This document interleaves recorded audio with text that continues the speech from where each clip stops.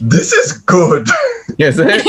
I don't know how to describe this, dude. This is good. Like, I was like, oh, this is kind of a funny meme. Haha, I ate the beans. I'm like, all right, whatever, this. Then I got to this bullshit. Yo, that's like, it's texturally and conceptually good. It's just a pleasant experience munching that at 2 a.m. the other day. My favorite part is that there's just like an entire fish on top of some rice. It's not like right. It's like just a whole fish. Oh, Right. Like a little goldfish. Yeah. Yeah. Yo. Oh, hello. Was that Phoebe? It's Phoebe. Oh, yo, Phoebe, cool hair. Dude, your hair is sick. Yo, Allison, nice flannel. Yeah, nice flannel, Allison. Flannel boy. Oh! Phoebe, I don't know if you've met Allison. Allison's Colin's sister. Phoebe is a friend from high school. Joining the you Poe. guys look related, so I thought that was the case. We are. That's crazy. Actually, yo, damn. That's weird. Now that you mention it, I never noticed. They're siblings, of course they look. No, I knew that was a fact. So wait, this Telltale Heart is based on the SpongeBob episode. I mean, No. The Squeaky Boots episode is based off the Telltale Heart. Foreshadowing. foreshadowing. Right. Yeah, that was. In the story that we're about to read, it's not boots, it's something else. And What is it's it under like? the floorboards. It's like booties. Partially. Partially? Wait. Is that he kills a person? That has boots We'll have on. to find out. He had slippers of his grandma. I love it when Marat like guesses something right and then goes on. going, and then gets a lot more wrong guesses. Yeah. Got that. Damn it! I thought I had it. I want to show off my special book of Edgar Allan Poe stuff. Colin got it for me a long time ago. And Oh. there's illustrations. This That's is the one sick. for the Telltale Heart, Ooh, is that which is also spooky. Yeah. I think it's the narrator of the Telltale Heart. I don't think it's Nosferatu, but Oh. it could be. Well, the first thing I wanted to bring up is that, though that does show, I mean, he looks like a guy to me. There's no pronouns in the book referring to the narrator. So while they're often, like, people guess that it's a man, it could be a woman. And kind of the way that you think about it changes how you perceive the story. So we can talk more about that once we kind of get into it. But there's that. So we don't really get much of a picture of what the narrator looks like. We don't get their name. We don't get what they're doing. All that we know is that they live with and or work for an old man. So it could be the old man's child. They could be like a butler, maid type live-in servant. They could be like a nurse. Who knows? But they work for or live with this old man. And at the moment, they are talking to another character that we never get to see as well. So the story starts the whole thing's a dialogue. The Nice. easiest way that I think it makes sense is that he's in a courtroom or talking to his lawyer, like in a jail cell, because he's kind of stating his case and trying to get you on his or her or whoever's side.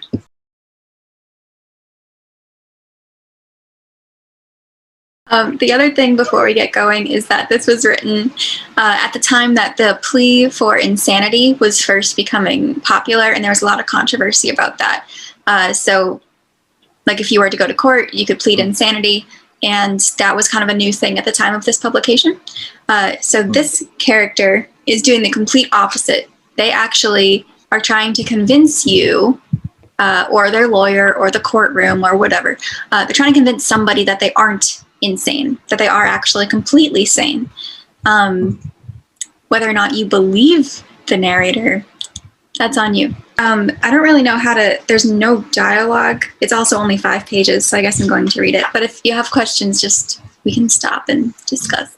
Cool. Story time. Does Poe write stories like that where like the narrator is also very much not just one of the boys, but you're also like, yo, who's this narrator? Yeah. I think Okay. there's, Interactive. yeah, It's yeah, that's a good interactive. word. It's like, yo, narrator. We can vote at the end. It's one of us. Who was it? Who was the narrator? So murder And who mystery was the narrating victim? a mystery. Who was speaking the whole time? It was Christina. That makes sense. I have a question. Like, is there supposed to be like an order? Are we looking at them in a certain order? Oh, like of the stories that we read? Yeah. Well, I guess overall, like as they were written to be and as we're looking at them. I have not heard of a like order. This one was published in a magazine. He did do a few collections, but I don't really know. There's no consensus. I thought we'd start with the ones that people know popularly, and then we can go into other ones later, kind of taking it by ear. Probably this one. I mean, definitely this one. And then probably next week, like Cask of Amontillado, and then maybe we can do Raven and poetry and Black Cat. I know Allison mentioned the Gold Bug and Mask of the Red Death, stuff like that. But yeah, no order. Cool. We come into this story in media res, which means in the middle of the action. We actually come in the middle of a conversation, and there's pieces of the conversation we don't get, but what it probably is a question like an accusation, more so being like, you're insane. And he's like, no, I'm not insane. And he says, well, but you're nervous. That's kind of where we come into the story.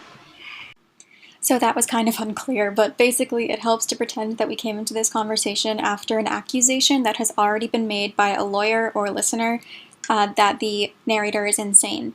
After the narrator says, I'm not insane, since that's what they believe, the lawyer might have then come back with something like, well, you're nervous, after which the story begins with the narrator saying, true, the first line of the story. This isn't something that's confirmed, it's just something that I like to think about because it makes the story easier to understand in context of what is most likely going on. Okay. The narrator starts out by saying, true, nervous, very, very dreadfully nervous. I had been and am.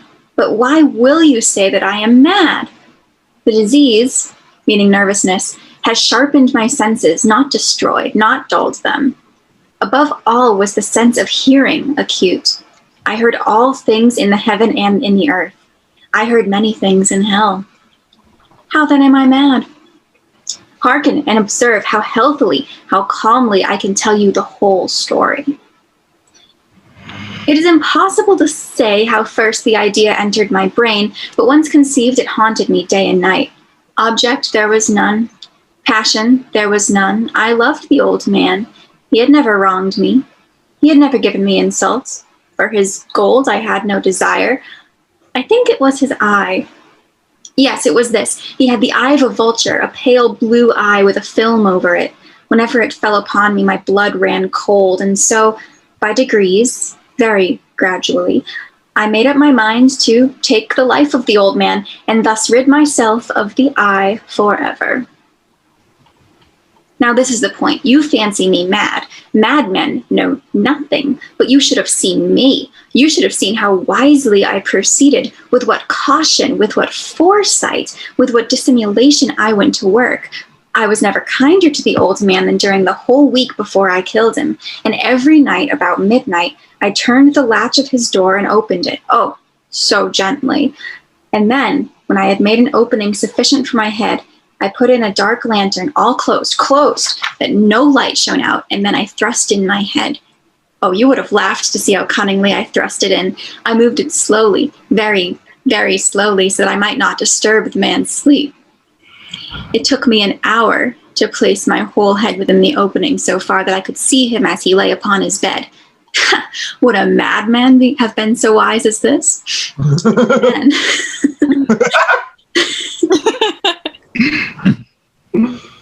so what do you think, Marat, newcomer to the story? Do you think that this narrator is insane? I think he's goddamn nuts, but he's like, not like, what is what? He's very systematic about what he does. He's very coherent. I think he's just kind of crazy about the way he goes things, but he has solid memory.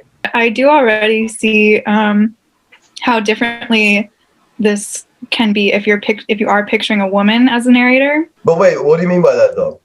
I mean, like, if I'm picturing like a I don't know, like a maid or younger wife or like mistress even, or someone. Like, I think it's a lot easier for her to be like sneaking around and like acting like things are normal, and then like sneaking into the room and whatnot. I also think there's a very like potentially different motivation for all of this. I don't want to keep going too much until we keep reading, I think, but that's kind of where I'm at now. That interpretation reminds me of the yellow wallpaper, in that like just an abused wife like can go crazy, like kept inside the house, not allowed to like do anything by the husband or man in her life. And so it's like, I think that can definitely be a thing. And if it is like a maid or like you said, a young wife, like just going stir crazy can explain a lot of like irrational behaviors, even if she still believes that she's sane. Not that that couldn't happen with a man, but I think it makes more sense for it to be like a more controlling presence. It could be like a son, but yeah, it does definitely change the story. And also like just, in my head, I mean, I'm not like an 1843 expert, but I feel like that type of person being in a house is pretty common. In my head, there's that image of a female maid that, as they said, like you just get used to her being there. And if she starts doing things, that character is already pretty established in society. So it actually be very natural for her to seep into, do everything that she does and fit into the image, if that makes sense. So it's almost easier to imagine her as a female maid. Although we did just pass the one piece of evidence that is that's what the internet was telling me people used most to say that it's a man, and it's that the narrator uses the word madman. So, would a madman have been so wise as this? But also, like, no, it's a phrase, so it could go either way. And if it were a woman, she could be like, well, would a crazy person have done that? Like, I don't know. I don't think madman necessarily only points to a man, but I think so. I agree. Who knows? I like to think that she's like, would a man have been that smart? I don't think so. That would be kind of funny. You put a space between mad and man. Mad man. Only mad women are this crafty. All right, so would a madman have been so wise as this? And then when my head was well in the room, I undid the lantern cautiously. So there's like a metal door on the lantern, so they lift it up a little bit so the light can come in. I undid the lantern cautiously. Oh, so cautiously. Cautiously, for the hinges creaked. I undid it just so much that a single thin ray fell upon the vulture eye. And I did this for 7 long nights, every night, just at midnight. But I found the eye always closed. And so it was impossible to do the work, for it was not the old man who vexed me, but his evil eye. So the narrator is unable to kill the old man because they don't hate him, they hate his eye. And so when they can't see the eye, they can't bring themselves to kill the man. Interesting. And every morning, when the day broke, I went boldly into the chamber and spoke courageously to him, calling him by name in a hearty tone and inquiring how he has passed the night. So you see, he would have been a very profound old man indeed to suspect that every night, just at 12, I looked in upon him while he slept. Upon the 8th night, I was more than usually cautious in opening the door. A watch's minute hand moves more quickly than did mine. Never before that night had I felt the extent of my own powers, of my sagacity. I could scarcely contain my feelings of triumph. To think that there I was opening the door little by little, and he had not even to dream of my secret deeds or thoughts. I fairly chuckled at the idea, and perhaps he heard me, for he moved on the bed suddenly as if startled. This is not the only time that their emotions ruin their plans. Now you may think that I drew back, but no. His room was black as pitch with the thick darkness, for the shutters were close fastened through fear of robbers. And so I knew that he could not see the opening of the door, and I kept pushing on it, steadily, steadily. I had my head in and was about to open the lantern when my thumb slipped upon the tin fastening, and the old man sprang up in bed, crying out, "Who's there?" I kept quite still and said nothing, For a whole hour, I did not move a muscle, and in the meantime, I did not hear him lie down. He was still sitting up in the bed, listening, just as I have done night after night, hearkening to the death watches in the wall. So a death watch, does anyone know what it is? Bug. Beetle. Yeah, bugs, little beetles that live in a house. They're superstitiously like a sign of impeding death. So he's being a little on the nose here. But so he's sitting up listening to, just listening, and all I can hear are the bugs in the walls, the death watches. Supposedly they make noise by bashing their head into the walls as a mating sign. That's a mating sign? Yeah, like to attract a metal. Yeah. Jesus Christ. It's like, yo, lady. No, Death You like Watches would be a wild metal band. I was gonna say, Death dude, watches. yo, Death Watch. You wanna bang? Wow. I thought it was fun. Death Watches Beetle. These bugs are disgusting. Y'all need to know this. They're disgusting. Yeah, they're a symbol of death. Yeah. Presently, I heard a slight groan, and I knew it was the groan of mortal terror. It was not a groan of pain or grief. Oh no. It was the low, stifled sound that arises from the bottom of the soul when overcharged with awe. I knew the sound well. Many a night, just at midnight, when all the world slept, it has welled up from my own bosom, deepening with its dreadful echo the terrors that distracted me. I say I knew it well.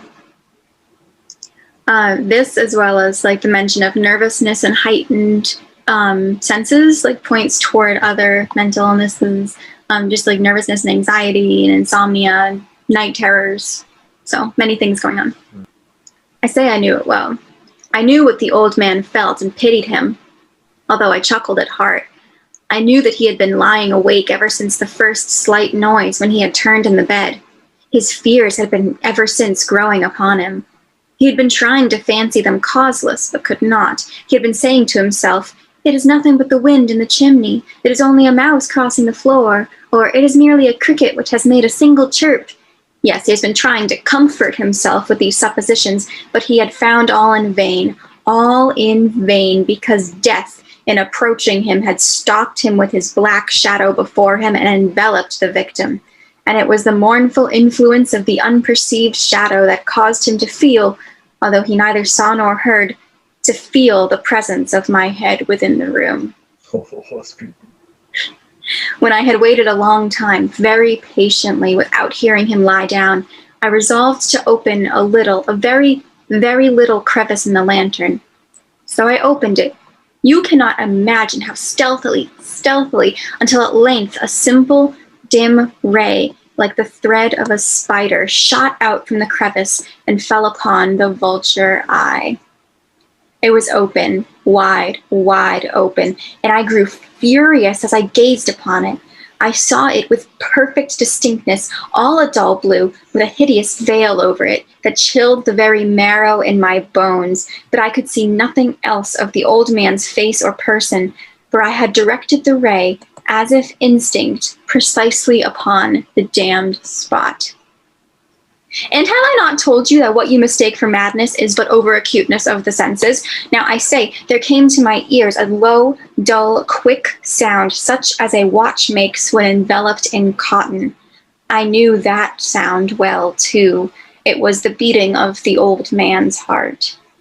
It increased my fury as the beating of a drum simulates the soldier into courage. But even yet I refrained and kept still. I scarcely breathed. I held the lantern motionless. I tried how steadily I could maintain the ray upon the eye. Meantime, the hellish tattoo of the heart increased. It grew quicker and louder every instant. The old man's terror must have been extreme. It grew louder, I say, louder every moment. Do you mark me? Well, I have told you that I am nervous, so I am. And now, at the dead hour of the night, amid the dreadful silence of that old house, so strange a noise as this excited me to uncontrollable terror. Yet for some minutes longer I refrained and stood still. But the beating grew louder, louder. I thought the heart must burst. And now a new anxiety seized me. The sound would be heard by a neighbor. The old man's hour had come. With a loud yell, I threw open the lantern and leaped into the room. He shrieked once, only once. In an instant, I dragged him to the floor and pulled the heavy bed over him. I then smiled gaily to find the deed so far done. But for many minutes, the heart beat on with a muffled sound. This, however, did not vex me. It would not be heard through the wall. At length it ceased. The old man was dead. Okay, so a couple things. This is another piece of evidence of it possibly being a woman. Just the way that she had to kill him by like dragging a heavy bed on top of him instead of doing it like with her own hands or strangling him or hitting him or whatever. She may have had to have used the bed if she were not strong enough to kill in a more violent way. So that's one more piece, but it's not very convincing either way, to be honest. The other thing, though, you know, I mean, there's no confirmation either way. So yeah, I like that. Yeah. The other thing was that the sound of the heart. So regardless of how acutely this person's senses are, you can't hear someone's heart from across the room. What you can hear, especially when you're getting more and more scared and emotional, is your own heart. Your own heart. So it could be their own heart that they're hearing. It could be the death watches in the wall. Or it could be the old man's heart. Or he could just be hearing things because he's crazy. Right. So lots of different options for what the beating sound is. But regardless, it was beating. And then when the old man died, the narrator didn't hear it anymore. Also, they were like, somebody's going to hear this heartbeat through the wall, so I better jump in and yell. Yeah.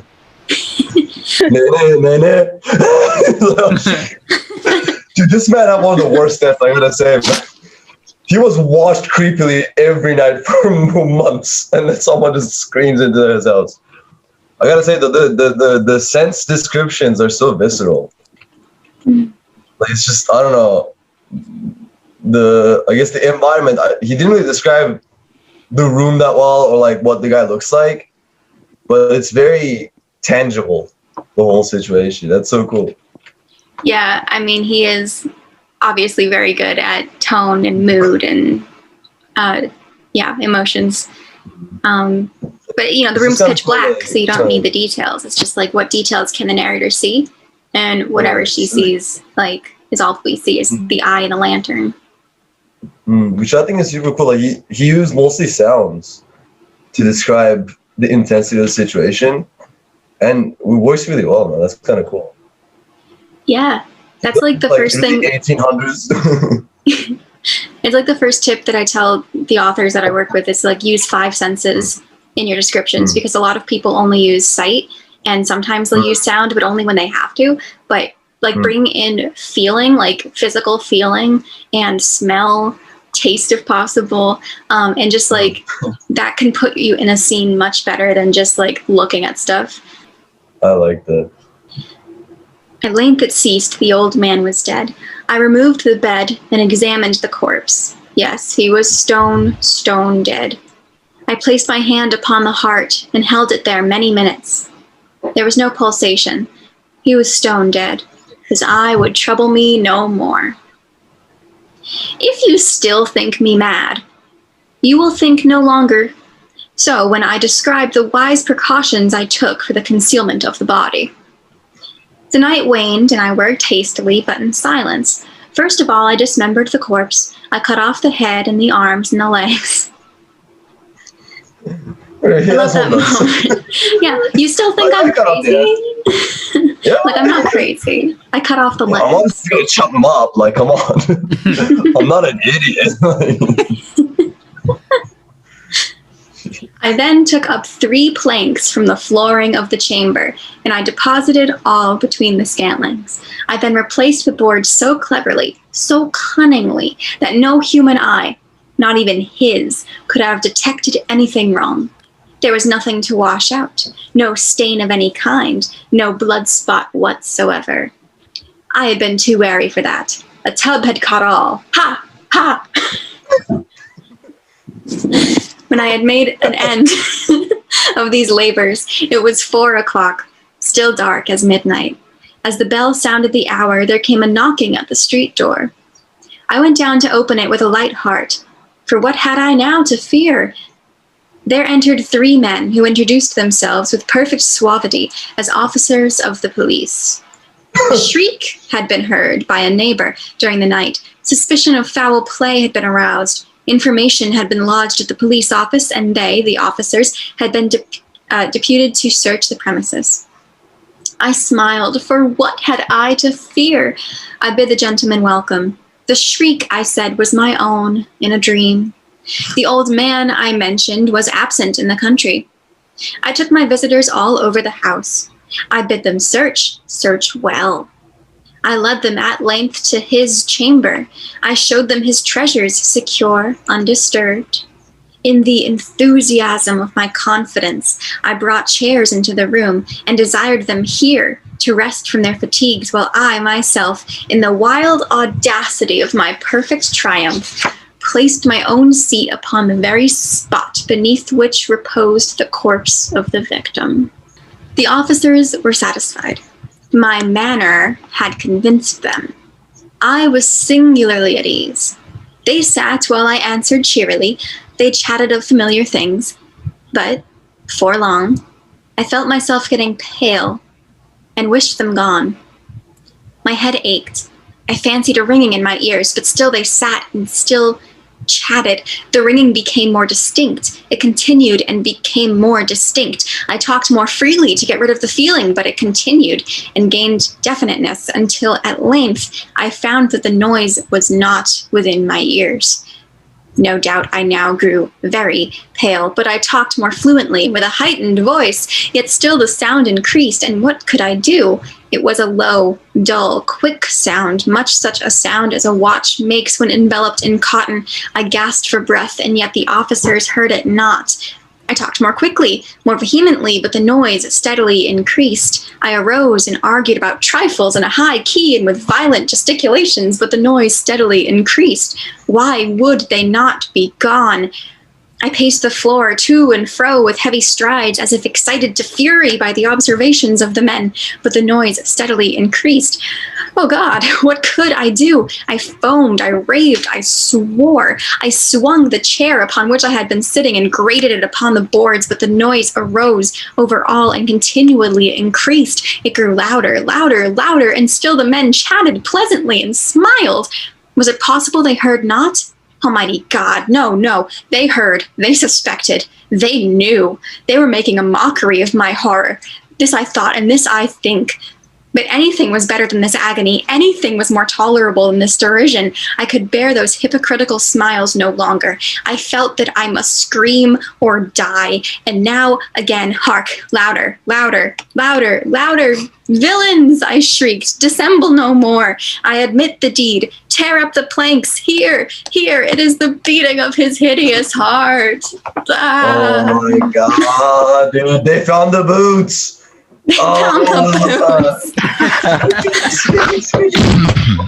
Oh wow, that's phenomenal. This was really good. Jesus Christ. Yeah. Also, like, SpongeBob did such a good job. I want to get real with you. It was such a good readaptation of this story. Let's not be hating on those SpongeBobs. SpongeBob's a friend of the podcast. Yes, Allison. Y'all see SpongeBob yet? Sorry, wait, I'm not gonna. We'll get started this all the time. Okay, keep watching. Okay. Okay, so good intersection with classics and counseling. Now that we have 3 people who know about counseling on the pod. Exciting.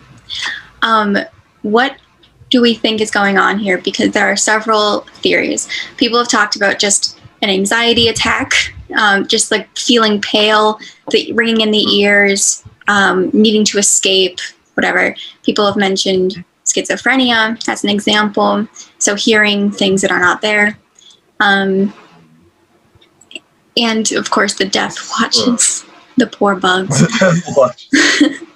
Obviously, we don't get an answer. I'm gonna say black magic, probably. I'm thinking like black magic-itis.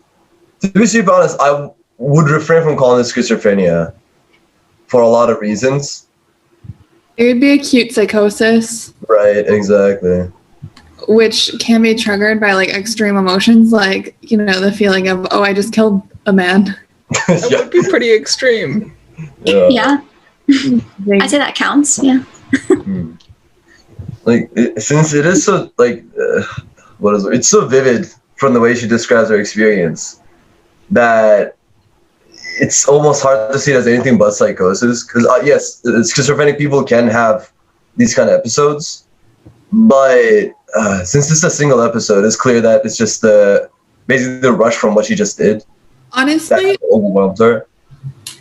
my theory is that the narrator had an actual reason for killing the man, but like had a psychotic episode after murdering him and isn't actually able to like face or understand the reason why they killed him. Mm-hmm. And so now they're like, oh, it must have been his eye. It definitely was I that was the reason that I killed him. I mean, there was like a buildup of like her obsessing over it, and she did spend like a long time following this. What if? Sorry, I'm jumping a lot of fences here, but what if the narrator was the child of the old man and the old man abused the child and the child has like dissociated and repressed the understanding that they were abused by their father and that like led to the murder, but then like because they dissociated from that and then like are not willing to accept the guilt of killing him, projected onto the eye. Well, there are, Colin. Go for it. Okay. There are these lines at the beginning that are like, I love the old man. He had never wronged me. He had never given me insult. For his gold, I had no desire. So that's what makes me really question the like abuse option. but like often, especially in terms of like child abuse, and this is like going into a dark place and not like fun, happy podcast, but like often It's been dandy so far, murder. the child who's been abused is not aware of the abuse or like does not conceptualize it as abuse. They're just like, this is how parents show love, or like this is what parents do. Sure. Also, the line "passion there was none," which kind of makes me like, I hope it's not a kid. Yeah. I think that isn't less like romantic or sexual passion and more just like It wasn't a crime of passion. yeah. So it's like he wasn't. It They weren't in a almost feels fight. like a lie, though. It could be a lie. The fact, like the no passion, because like the line where he sees the eye and he becomes immediately furious, like, buddy, you have feelings about this. Clearly, it feels up.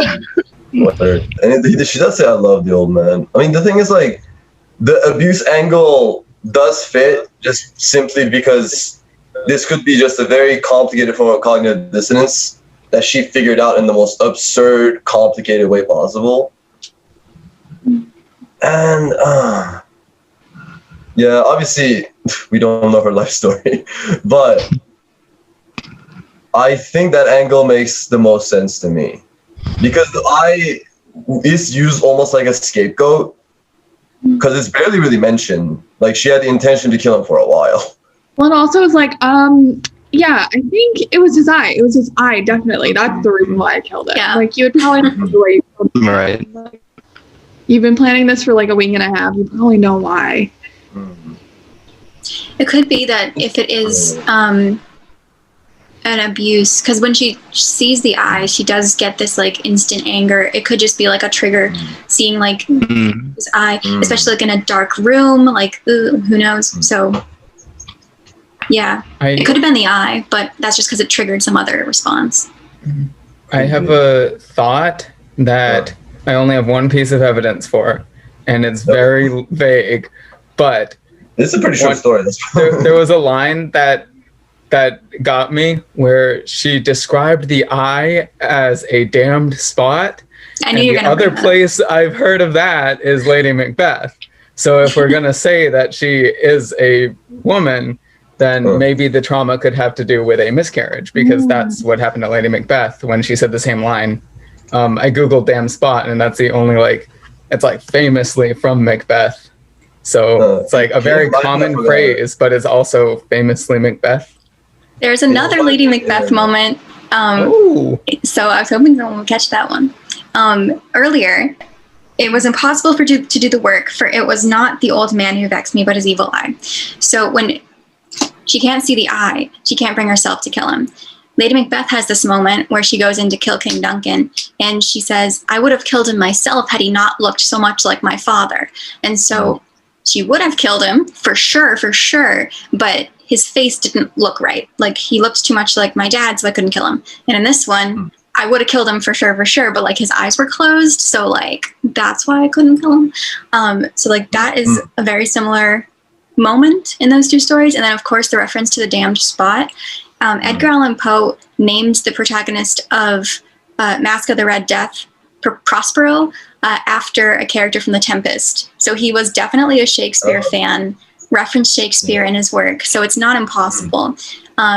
If that means it's a female protagonist, I don't even know if he like knows or cares, but I think that the emotions of Lady Macbeth are definitely reflected in those moments, especially the damned spot one. It's kind of like, there's no way that that's not a reference to Lady Macbeth. I do like that. That makes a lot of sense. And especially like since Macbeth was basically a whole play about obsession and bizarre and murder. reasons. Yeah, and murder, yeah. Mainly murder. Mostly murder, actually. Obsession's kind of second to the whole murder. But it does carry a similar tone in that sense. And I don't know, like there's like a sense of revenge in this in a really weird way, which kind of makes me a bit more buy into the childhood trauma angle. But obviously, since it's a short story, it's hard to really dig too deep into it. But so now is she presenting this in a court?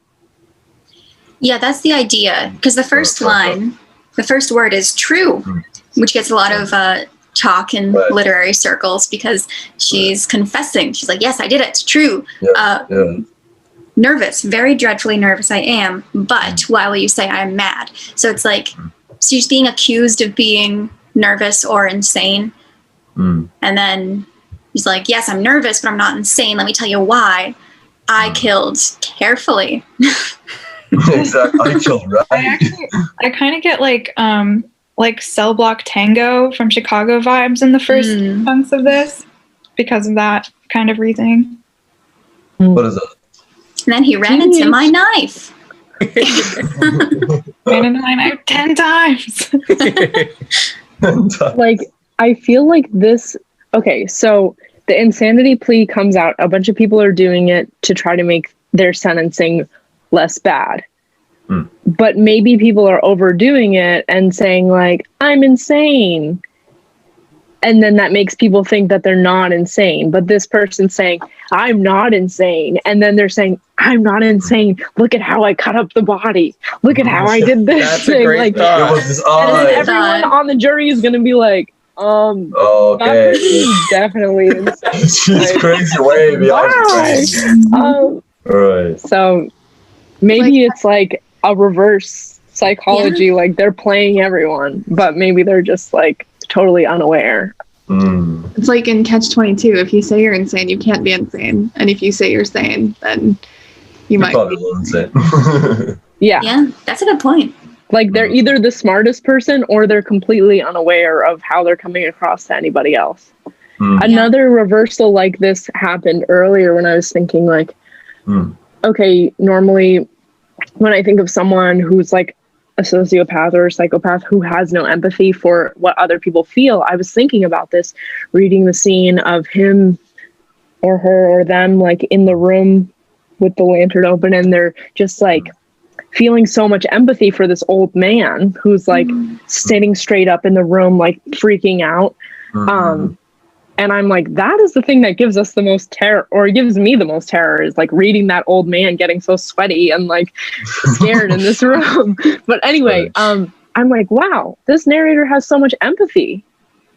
But then when you said that, Christina, about like, you can't hear anyone else's heart, you can only hear your own. Maybe that narrator is just projecting the whole thing onto this other person. So maybe it's like a whole reversal. Their perception of the scene of this old man sitting bolt upright, maybe the old man isn't feeling that way at all.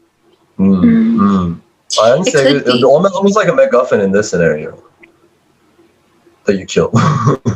In what way? Yeah, just because the old man is really inconsequential to really anything that's happening beyond. It's just there. And everything's being projected onto him.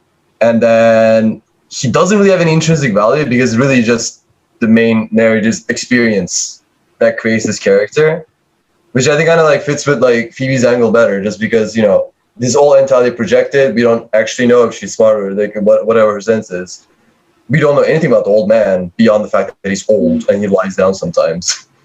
And he almost just feels like a tool for the story. Like, what is the word? Like I don't want to say means to end kind of thing, but almost like a vessel for whatever feelings that she's projecting onto something. And then even after he dies, his presence is basically, he even becomes more present after he dies. So it does seem like he was really an object of sorts that she imposed whatever she has on. Definitely. Yeah. I think that he doesn't have to have been the one who abused her if we're taking that angle either. And if we're taking the angle that she's projecting her fears onto him, she may just be his maid, but be remembering something from her past, and then like, yeah. I think like part of it is the questions that are stuck with it, and the fact that it could be anybody. I think that's partially why we don't get a gender or a description or a job or like anything. It's just like anyone could be crazy. That's kind of spooky. Yeah, right. Yeah, there are interesting things that make you not trust the narrator, like the way that they vividly describe the beating of the old man's heart, but then you're like, wait, there's no way you could hear that. Or like they're so set on this evil eye. This goes back to your point, Allison, like they're so set on it. It's like when you think about the story that we just read, like, yeah, the evil eye was the reason why he killed this, or this person killed this old man. But you're right, like it says at the beginning, for his gold I had no desire. I think it was his eye. Yes, it was this. And then they're like, 100%. if you kill someone, you know the reason why. You don't have to be like, especially if I think it was that. What did you say? Especially if it's premeditated. It's been like 10 days. It's like the person's like sneaking into the room like slowly, and it takes hours. Also, are they not sleeping? Maybe that could cause psychosis if you're not sleeping for 8 days in a row. Yeah. Plus, it was like 5 a.m. There are 3 police officers. You spent a whole night cleaning after a dead body. Like you're a bit tired, if anything. Yeah. And they have nightmares. Like they talk about how they've felt these nightmares and woken up screaming in awe of the horrors that they've experienced. So it's like, even if they do sleep, they're like up half the night. And so originally I was thinking like, oh, evil eye. If this person was like disabled or had some body deformity where they had a strange or a different eye or something like that, like maybe that evil eye is like a thing in different cultures, like the Mal-Okio or something like that. So it's like, okay, maybe that's why they killed them. But then the whole thing gets thrown into doubt when you go back and read, like they weren't even aware that that was the reason why they killed the person. So. Well, and the narrator is so clearly established to have an excellent memory for every other part of the story. So they're like, I don't want to kill him again. Oh, yeah. Yeah, it is interesting. That evil eye angle is interesting. I mean, so evil eye, basically comes from my country. Like, the story around that is complicated, but there is some level of breaking something for something worse to be prevented. So maybe she did have a deeper fear.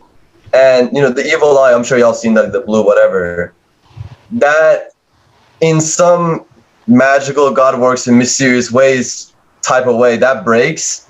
And that says that something really bad was about to happen to you, but the eye protected you. And it is kind of a thing where people do just like break it sometimes. And there is actually a history of like sultans doing this, where like they would order evil eye to be broken before a war, very few of them did this, but you know, it's a sign of good luck if it breaks. And her destroying this evil eye could be that she was dreading something bigger, and this was her tool, I guess. I'm not really sure, but I like that angle. I think there's something to it.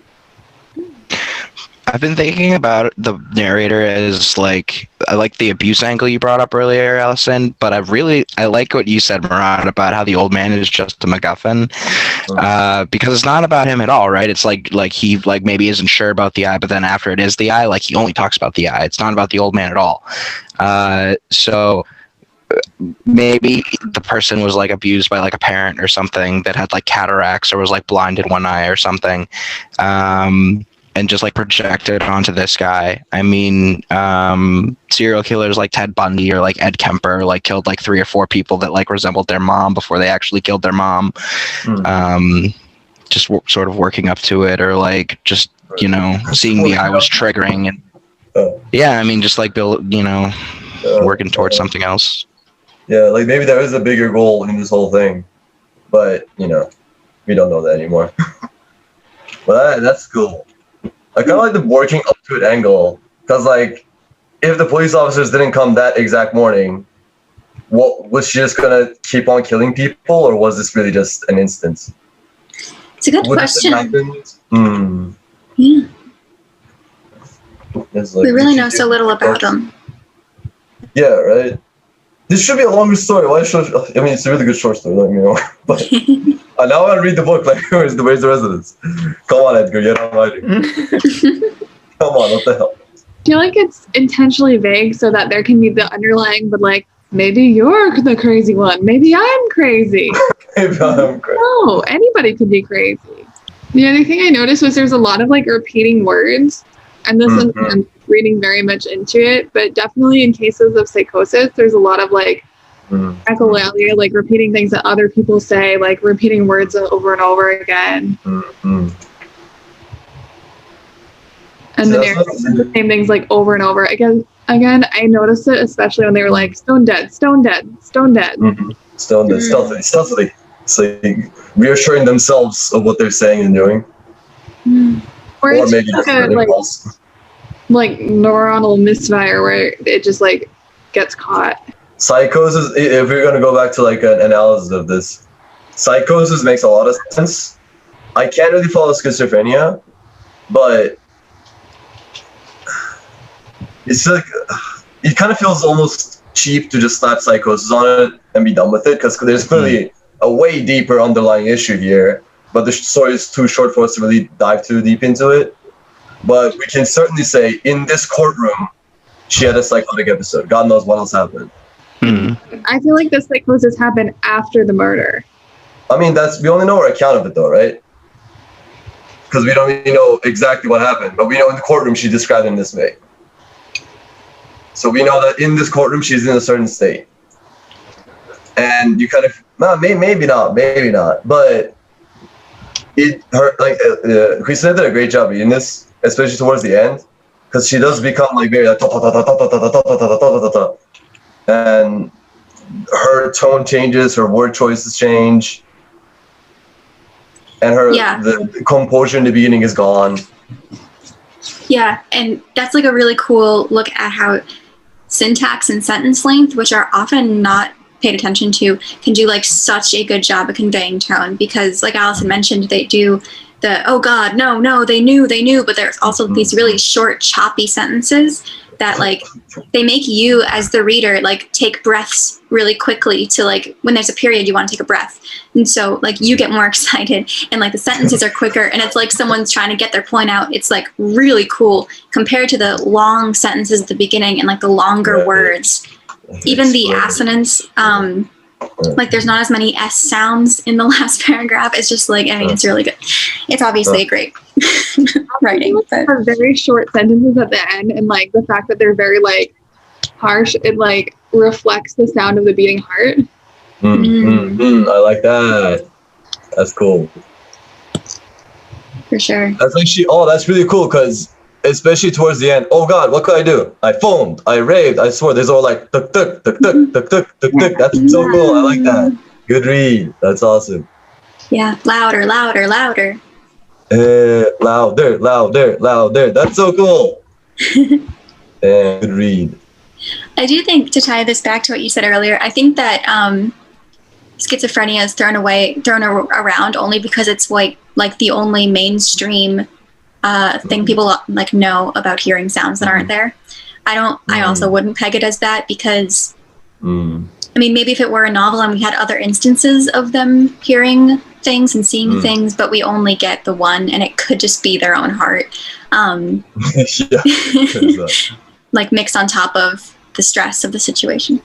Like they had a lot of anxiety already, but that's like the only thing that I talked about that's lasted for longer than a week or two. This could just be a manic episode. Could entirely be. Yeah. I mean, they didn't sleep for 8 days, so. Yeah, there's that. There is that. Actually, that's almost a clear sign. I also feel like at the time too, like, well, even now, like wanting to say that like anybody who's capable of murdering somebody in cold blood, like must have a mental illness because it allows us to like divorce ourselves from the humanity of murderers. Like we wouldn't do that. We don't have that. Yeah, like it happened because they were mentally ill and not because like there was an actual reason for them to do a murder, which there absolutely could have been. But it's like, I feel like people are very much want to separate themselves out and be like, that could never have been me. That couldn't have been anybody in my family. It couldn't have been my friend. Like, this person is different. And I feel like even in the story, it's kind of easy to say like, oh, they were just crazy. But I feel like acknowledging their humanity and the fact that like, you know, you can murder a person without being, without having a mental illness, I feel like is, I don't know, like important, and kind of feels like Poe knew that a little bit. Yeah, actually, I like that. And like, I have a question. So I guess like nowadays, if anyone murders anyone, I think as Allison said, there would be that slap of like, all right, probably some kind of mental illness, some kind of issue. Would that be the same case in 1840s? Is that why people were pleading crazy all the time? Because people were just murdering all the time? I don't think people were murdering all the time. I don't know as much about the 1840s as I do about ancient Greece. But I do know that there was the big issue that this was kind of talking about was that everybody was pleading insanity. They'd be like, oh, I cheated on my wife. I was insane. And it's like, no, like you just cheated on your wife. Like, exactly. I think that this one does a good job of being like, because you could read this and not think that they have a mental illness. Like that is a valid reading. I think there's more evidence to the contrary, but you could read it that way and just be like, any person without a mental illness would have a very hard time after killing somebody. So this could happen to you no matter what. I think that's definitely a reading. But I do think like the point of writing this and like writing something about the insanity plea is to show that the insanity plea had problems with it. And you can't just like slap insanity on anybody who kills somebody. Right. So in a really weird way, I was just curious and I looked up the, I guess, rate of murder around that time. So weirdly, right around that time, homicides dropped right around the time this story was published, if it is like 1843. There's a huge drop in homicides in every graph I'm looking at in like multiple parts of the United States. So maybe this was actually out of the ordinary at that exact moment when all the homicides were going down. There was just an unreasonable homicide and people were like, why did you do this? Like people are finally not killing. Like, what's up with you? That's kind of cool. Yeah, she like it made cities was. This actually, there's the spike does start to go up right around 1850s. They all got ideas. Cool. All right. Let's go again. Another angle that we could interpret this is about the evil eye. Okay, so I don't know a ton about the evil eye. I just know one of my friend's family members like has said something about the evil eye before, and so I know of it as a concept, but I don't know much about it. So I just read the Wikipedia page about it. And apparently, I'm posting it in the chat, but it's a superstitious curse or legend originating in ancient Greece, Christina, believed to be cast by a malevolent glare, usually given to a person when one is unaware, old man. Many cultures believe that receiving the evil eye will cause misfortune or injury, while others believe it to be a kind of supernatural force that casts or reflects a malevolent gaze back upon those who wish harm upon others, especially innocents. So it's interesting. Kind of seems like an Uno reverse card or something like that.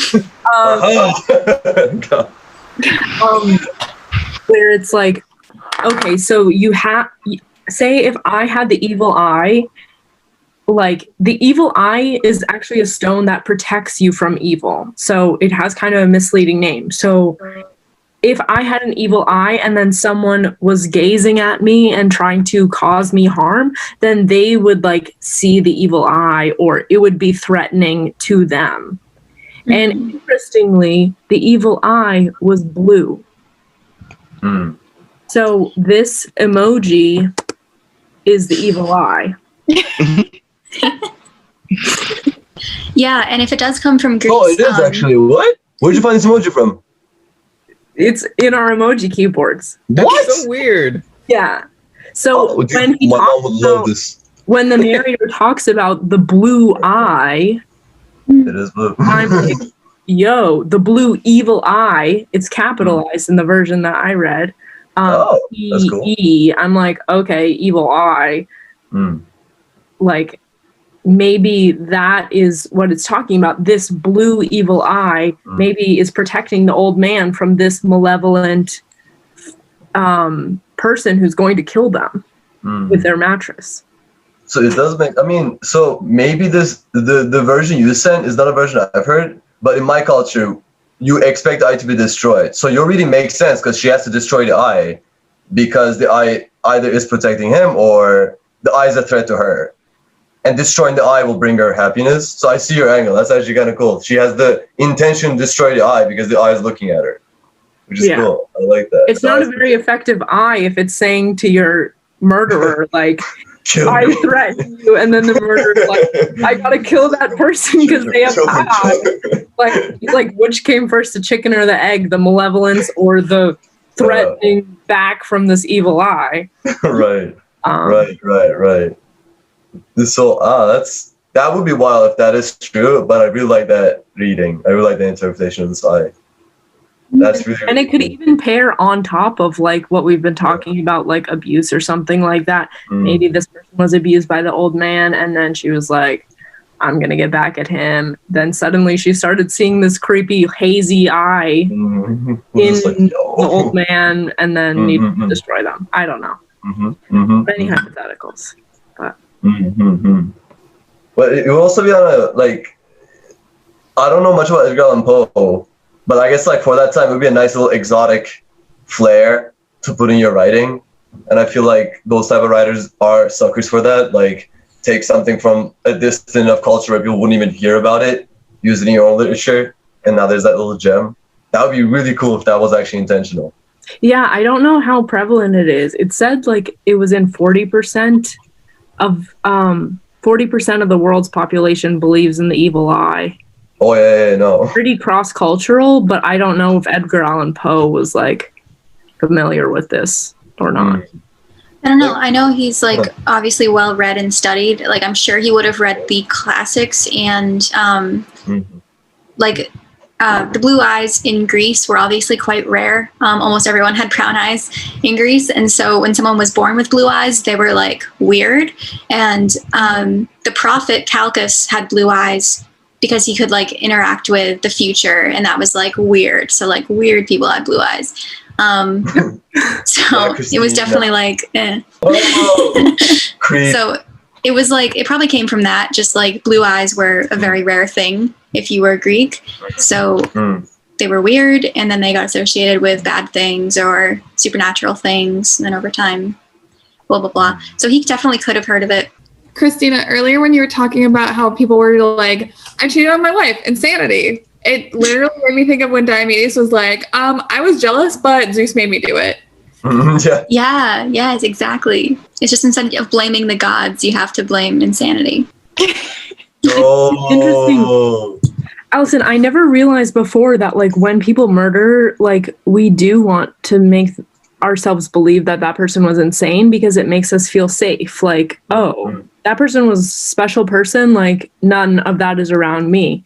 And the whole justice system, well, there's so much messed up about the justice system, blah, blah, blah. That's a whole other podcast.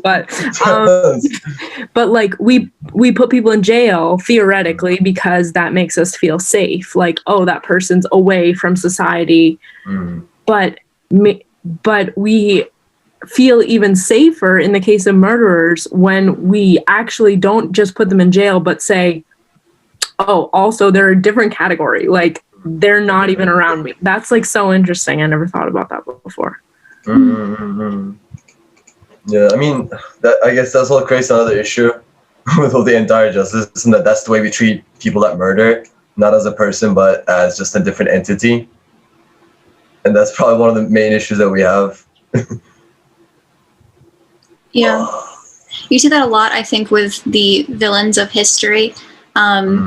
Like with Hitler, for instance, people are always trying to diagnose him or say that he was on cocaine or meth or whatever. There were a lot of books actually that claimed that he was gay, and that's what made him so awful. Cool. Yeah. There's a book called like The Pink Swastika that talks about all of the homosexual badness that the Nazis were getting up to, and why that's why they were so mean. Forgetting the fact that they killed millions of homosexuals, but it's cool. Yeah, I don't know if hilarious is the word. It was hilarious that someone thought that was an okay thing to do, I guess. People are always trying to dehumanize evil people, and I think you're right. That's not the best thing that we can do. Like, even categorizing that they're like evil people that are somehow just born evil is like very dangerous, because then people aren't reflective on their own selves of like, what are the things that I'm doing that are horrible to other people. Right. And a lot of people can't deal with that. What is the word? Can't face that. So it just ends up just to avoid the entire dissonance. They're just like, all right, you know what? There's a whole different thing. I'm not like that. I'm better. I don't want to say everyone's capable and like creep people out, but like, you can't really know, it seems. I feel like this is like the role of werewolves in mythology, where it's like they're humans until they're not humans anymore, and like you can't really tell, but maybe there are some subtle signs that if you figure them out, then you'll be safe. Right. You aren't a werewolf, and you know you're not a werewolf, except what if you are? You could be. You don't know. Actually, that's cool. That's really saw cool. this wild thing. This has nothing to do with this, so excuse us for a second. That was like, there are never any rich werewolves, and werewolves are always the lower class, and they're either like a racial minority, or they're like the farmer at the edge of like civilization who is a werewolf secretly. And it's like the werewolves are like the fear of the lower class personified, whereas the vampires are almost always rich and like suave and elegant and whatever, and they're like the fear of the upper class. And so like both of these, when they war, is like a class warfare between the upper class and the lower class, and that's our fear of that. So it's just like everyone's afraid of everything. Twilight. Nah, shout out to the Underworld franchise. That's really interesting, because it's interesting to see the way that they like prey on their victims, because the way that werewolves prey on their victims is they're like backed into a corner and they lash out like an animal would, because they have no other options, whereas a vampire is like sucking slowly from the society around them and like absorbing things up to the top of the vampire. So it's like one of them is like, it's their last option, so they're like fighting back as like the revolution or whatever, and the other one is like very aristocratic, like consumption of capital if capital was blood. It's just a vampire. Jeff Bezos is a vampire. We don't need to question this. He's a vampire? He might be. Jeff Bezos is a vampire. No, he is a vampire. Bro. Think Jeff Bezos. Yeah, dude. He goes into your house at night. I thought he was Scrooge. Last time we talked, he was Scrooge. There can be more than one thing. Stop othering vampires. They can be Scrooges too. He's a billionaire. He can be anything he wants. So I kind of have a thought that is a little more on topic. Please bring us back, ground us, Starting to understand Darian's role in the group is to like remind us why we're here. But it's not like fully formed, I don't think either. But I'm kind of thinking, like, in contrast with this, where we really are thinking about like the psychology of a killer, like it's interesting to kind of look at that in comparison to how when we were reading the Iliad, like that's obviously in the context of war, but it's like we really never got anything. I mean, kind of the whole thing is about like how awful war is, but you know, I don't think at any point in the Iliad is anyone like, are we crazy for like all this death and like killing and violence that we're putting onto each other? I think if there's a moment of that, I think it's when Patroclus finally does get killed and he realizes like, oh, this is how it feels when someone close to you dies. That sucks. Like, it's not in the text, but I could imagine him being like, I did this to millions of people. And like, that would be a big thing to suddenly understand to that level. That's what, if I were making like an Iliad rewrite, I would definitely add something like that. Like how that finally does impact him. Now he does then do something that is nuts and drag Hector around to try to make himself feel better, which I think is like his irrational response. So like if we're comparing the two, that would be like similar. Achilles talks himself out of it and then comes back to like, you know, himself a little bit when he talks with Priam. Maybe that's what would have happened to our narrator here if given the time. I think in the Iliad, though, pretty much they spent the entire, except for the time when they were like just chilling and eating food, they spent the entire time like in their reptilian brain, like very like fight or flight oriented. They didn't really have a whole lot of like frontal lobe activity going on, like executive functioning kind of stuff. They were just like, let's run in and kill people. Suddenly when this shit woke up, like, oh no. They didn't really have time to like contemplate the ethics of war until the end when it was like slow. And it was definitely like written into like the whole time. They're like, son of Bopolopicus was killed by Shimbalabadam, and then you're like, all right, cool, yeah, he died. And at the end you're like, oh wait, everyone went through that. Hundreds of thousands of people went through that. Which is like, all right, yeah. Also, like half of them were basically teenage boys who don't have like the most developed frontal lobes.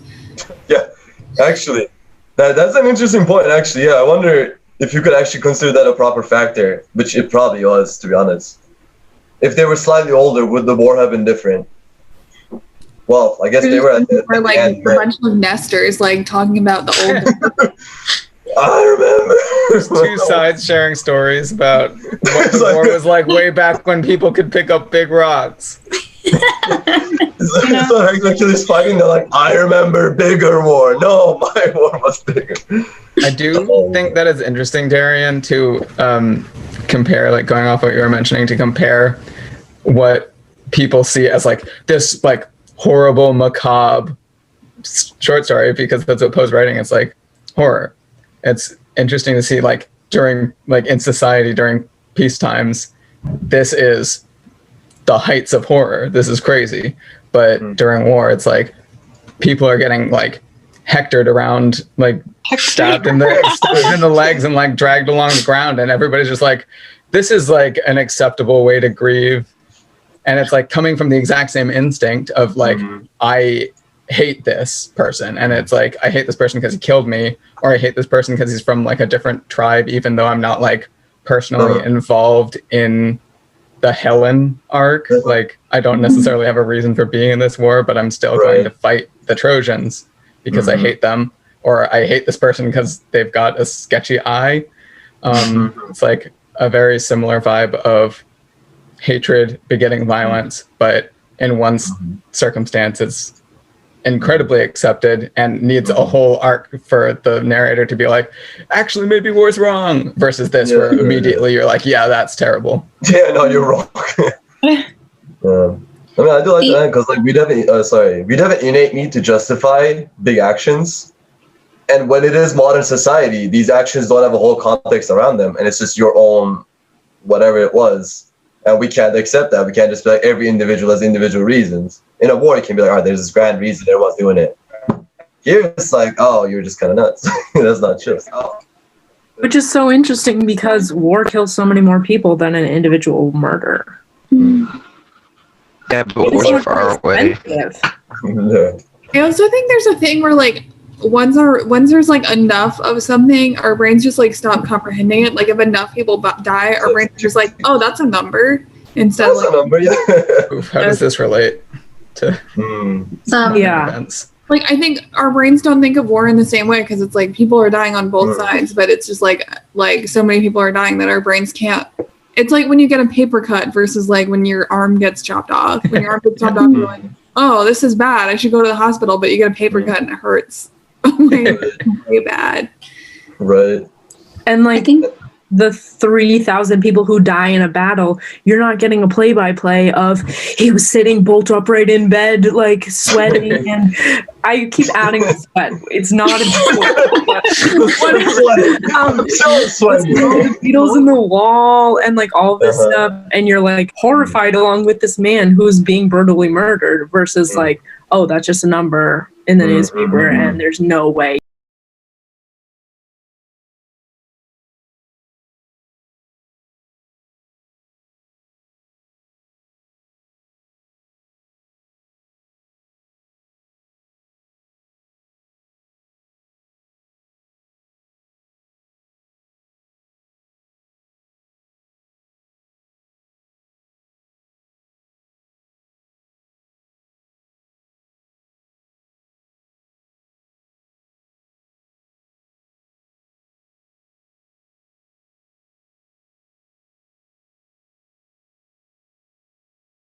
And it's like, oh yeah, that really sucks. So it's kind of like this one doesn't make you do as much of the work, and for that it's much more visceral. There were stories of people reading Poe and fainting of fright. Oh, that's cool.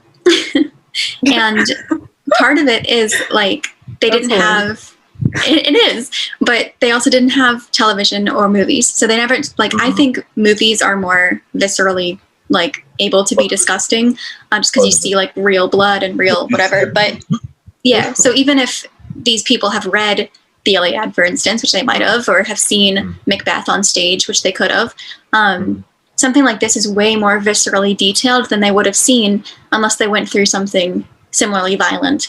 So it might have been like the most scary moment of their life. So that is wild to think about, but it's just like it's a different way of writing than was popular beforehand. It really does put you in that exact scenario, and it's also easier to see yourself in that exact scenario. If we're gonna go back to the war thing, like I can't imagine myself in war, bro. Like I've seen protests and everything, but I don't know what war is like. So to me, it's like any kind of description of war, no matter how visceral you make it, it's hard for me to see myself in. But a room that's dimly lit and someone slowly opening a door, I can totally imagine that. And when you describe it in these words, you are there. And that's I think the main thing that makes this creepy. Like I can see myself being that old man every night as I sleep, and I will have no idea. And sometimes I hear some shit here, I'm like, yo, I wake up in the middle of the night. Then it's obviously just earthquakes casual, but like sometimes I get that feeling. So I feel like the relatability is there. And I like that you said that Poe does the work for you of really building that atmosphere. Because my God, I've read few stories that like really do build it this much, except for this one. But I was like, all right. And here's where I took out like a really long creation of an inside joke about powdered meat. Comment below your favorite powdered meat. What's your favorite powdered meat? Favorite powdered meat, favorite food in candy form. Oh